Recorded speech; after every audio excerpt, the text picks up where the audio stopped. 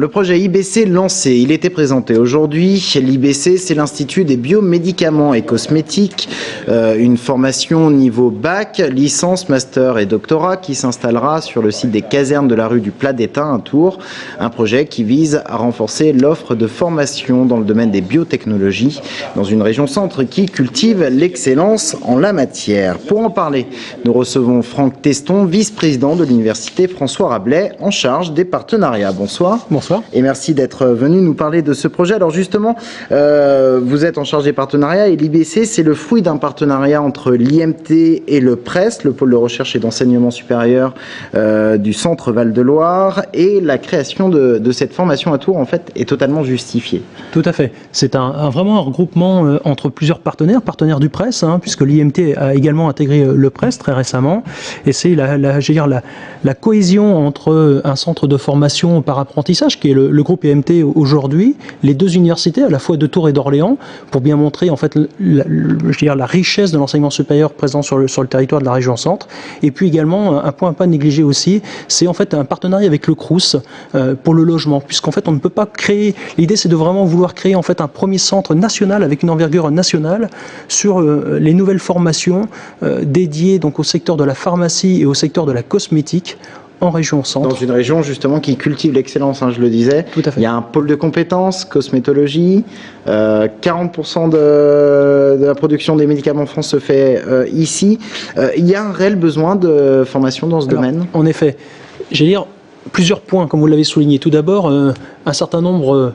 la région centre et même plus largement, si on regarde sur le périmètre avec la région Haute et Basse-Normandie, donc des régions limitrophes, nous sommes la première région au niveau national pour la production pharmaceutique et également la première région en termes de production en fait cosmétique avec le pôle de compétitivité Cosmétique Valais qui est sur Chartres.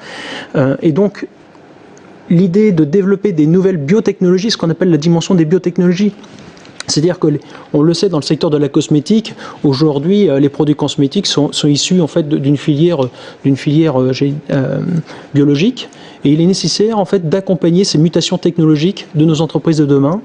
Et là, c'est un grand besoin parce qu'on en a beaucoup de façonniers en fait de gens qui travaillent pour l'industrie pharmaceutique.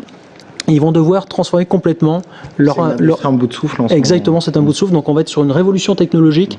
Il faut bien sûr accompagner nos industries et ça va à la fois par la dimension de la recherche, donc d'où le rôle des universités pour la dimension recherche et bien sûr accompagner sur la formation des emplois de demain. Et des formations qui dans ce domaine finalement manquent. Alors, en France ou en tout cas dans la région? En effet, puisque nous allons être sur des nouvelles technologies et donc à partir de là des nouvelles méthodes pour les industriels et donc ce sont des nouveaux métiers qui n'existent pas et donc le gros travail c'est de construire avec les industriels, avec nos partenaires industriels vraiment leurs besoins en termes de formation de demain. Et c'est pour ça qu'on s'associe à la fois avec le groupe IMT puisque c'est aussi une des raisons, une des innovations du projet, c'est de pouvoir travailler pour des étudiants qui vont aller du niveau pré-bac jusqu'au niveau doctorat. C'est-à-dire que l'idée, c'est vraiment qu'on arrive à balayer un ensemble de formations extrêmement vaste pour l'insertion professionnelle des jeunes de demain. Ouverture prévue quand?